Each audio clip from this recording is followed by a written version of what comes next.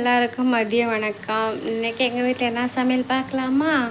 எங்கள் வீட்டில் இன்றைக்கி ஒன்றுமே இல்லைங்க. அப்படியே ஃப்ரிட்ஜை திறந்து பார்த்தேன். பன்னீரும் முருங்கைக்காய் மட்டும்தான் இருந்தது. முருங்கைக்காய் போட்டு சாம்பார் வச்சிட்டேன். ஏன்னா புளிக்குழம்புலாம் செஞ்சாக்கா எங்கள் பசங்க சாப்பிட மாட்டாங்க.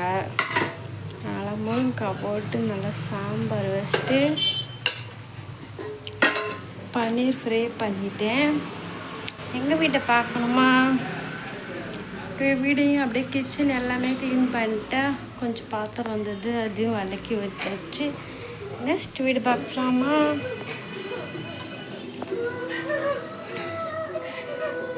பாருங்க, என் பொண்ணு தூங்குறா. ரொம்ப டேஸ்ட்டாக இருக்கும்.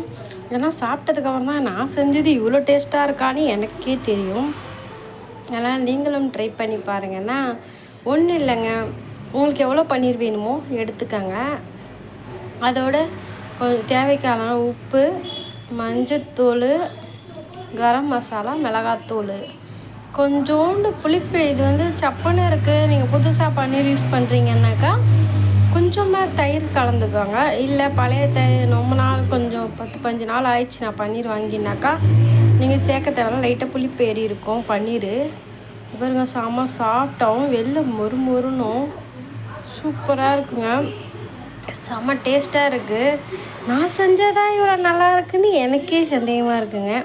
அந்த அளவுக்கு இருக்குது. என் பொண்ணு வந்தானா கண்டிப்பாக அப்படியே காலி பண்ணிவிடுவா. நீங்களும் இதுமாதிரி செஞ்சு ட்ரை பண்ணி பாருங்கள். ஓகேவா? பாய்.